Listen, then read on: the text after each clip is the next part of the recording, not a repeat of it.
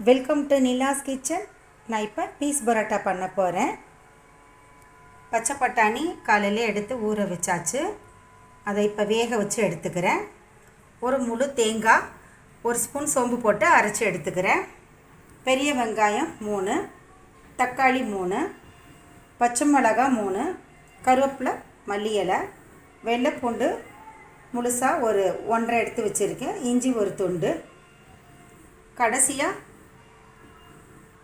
பரோட்டாவுக்கு போடுறதுக்காக வெங்காயம், கேரட்டு, மல்லி இலை எடுத்து வச்சுருக்கேன். வாங்க எப்படி செய்கிறதுன்னு பார்க்கலாம். முதல்ல வேக வச்சு பட்டாணி எடுத்துகிட்டு தேங்காய் அரைச்சிட்டு காமிக்கிறேன் உங்களுக்கு. பட்டாணி நல்லா வெந்துருச்சு. தேங்காய் சோம்பு போட்டு அரைச்சாச்சு. இஞ்சி பூண்டு அரைச்சாச்சு. அவ்வளோதான். இப்போ ஒரு ஸ்பூன் நெய், எண்ணெய் போட்டிருக்கேன். தாளிச்சுக்கலாம். பட்டை, கிராம்பு, ஒரே ஒரு ஏலக்காய், இஞ்சி பூண்டு போட்டுக்கலாம்.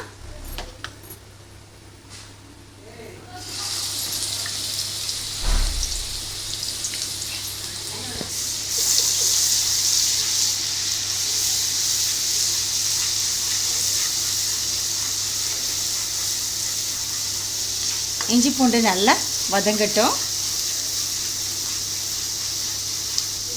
இஞ்சி பூண்டு நல்ல ஒரு கலர் சேஞ்ச் ஆகி நல்ல ஒரு வாசம் வரும். அப்போ வெங்காயம் போடலாம். கருவேப்பிலை போட்டுக்கலாம். வெங்காயம் போட்டுக்கலாம். வெங்காயம் நல்லா வதங்கட்டும். பச்சை மிளகாய் போட்டுக்கலாம். வதங்கட்டும்.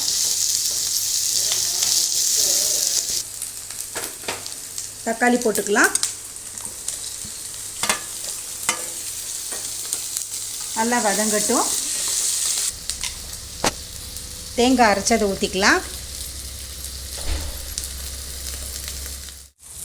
பட்டாணி வேக வச்ச தண்ணியை வேஸ்ட் பண்ணாமல் இதில் ஊற்றிக்கலாம்.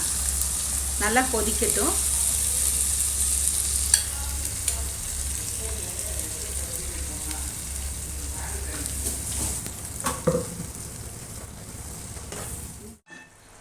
இந்த அளவு பட்டாணியை நான் 1-2 உதுத்து எடுத்துக்கிறேன். மிக்சியில் ஒரு சுற்றி எடுத்துக்கிறேன். உதுத்து எடுத்தாச்சு. இப்போ பாருங்கள், இதில் சாம்பார் பொடி போட்டுக்கிறேன். ஒரு 3 ஸ்பூன் போட்டுக்கிறேன்.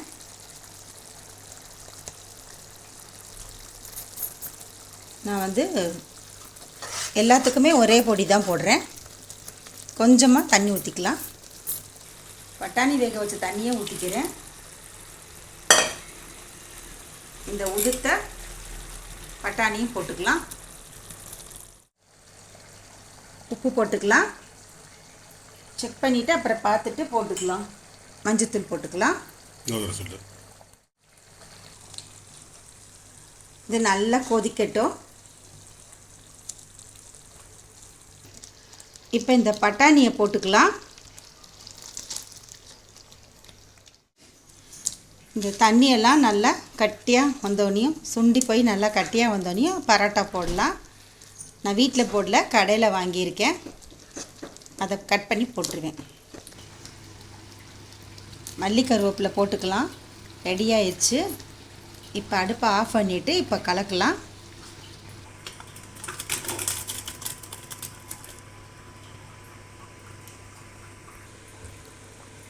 இது பட்டாணி நல்லா க்ரீன் கலரில் இருக்கும். அது நல்லா சீக்கிரம் வெந்துடும்.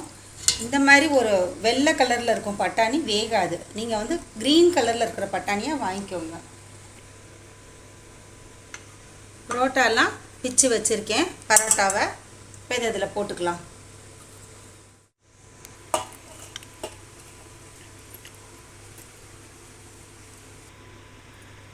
கலந்துக்கலாம்.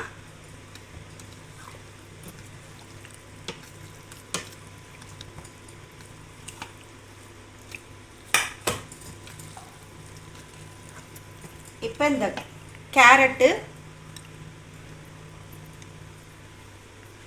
மல்லித்தலை, வெங்காயம் இதுதான் ரொம்ப டேஸ்ட்டாக இருக்கும் பச்சையாக போடுறது. அதனால் இதை போட்டுக்கலாம். அப்படி இப்போ கலந்துக்கலாம்.